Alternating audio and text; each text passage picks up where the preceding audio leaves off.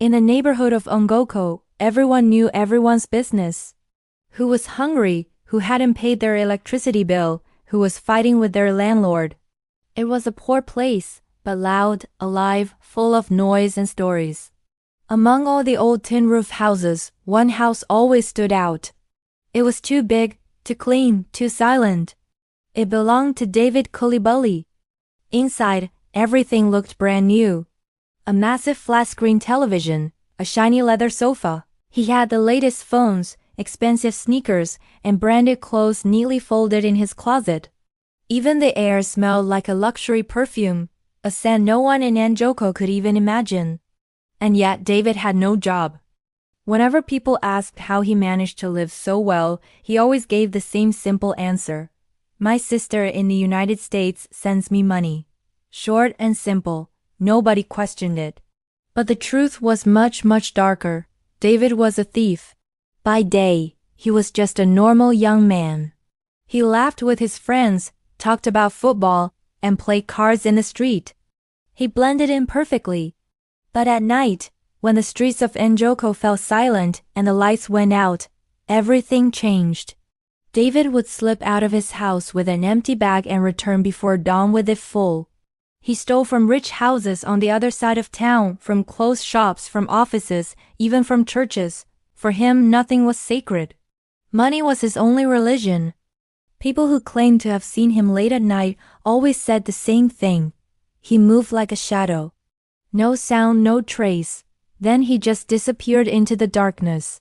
One night, David decided to break into the house of his childhood friend Kofi's parents. He knew the place like the back of his hand. He knew exactly where they hid their savings.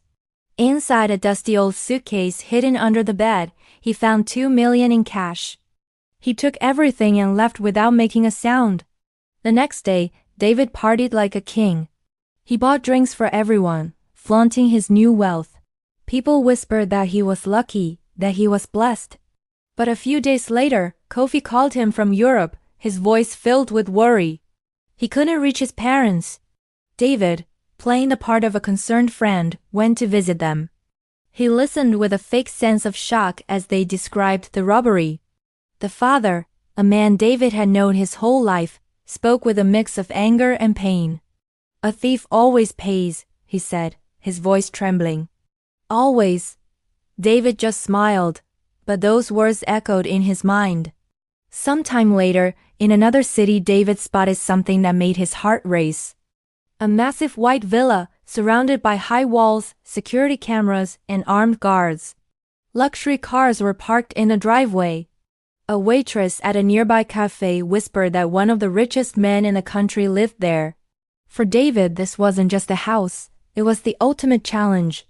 He knew this would be his next target. He spent days studying the place, watching the guards' routines, learning the layout. One night, he found a blind spot and slipped inside. The luxury inside was unbelievable. Gold fixtures, marble floors, priceless art on the walls. But what truly caught his eye was a simple black suitcase placed beside the bed. He opened it. Inside were 30 million in cash, 30 million. David couldn't believe his luck.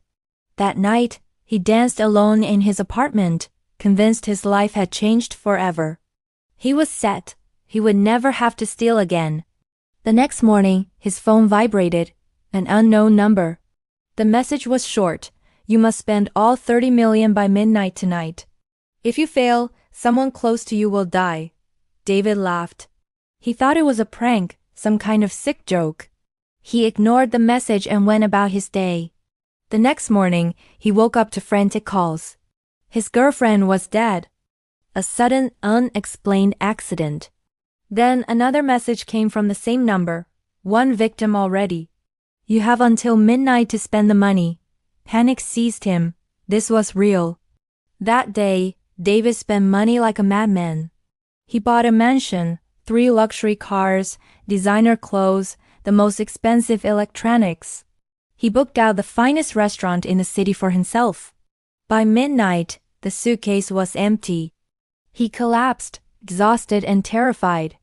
A new message appeared. Congratulations. See you tomorrow. The next morning he woke up to a nightmare. The black suitcase was by his bed, and it was full again. 30 million.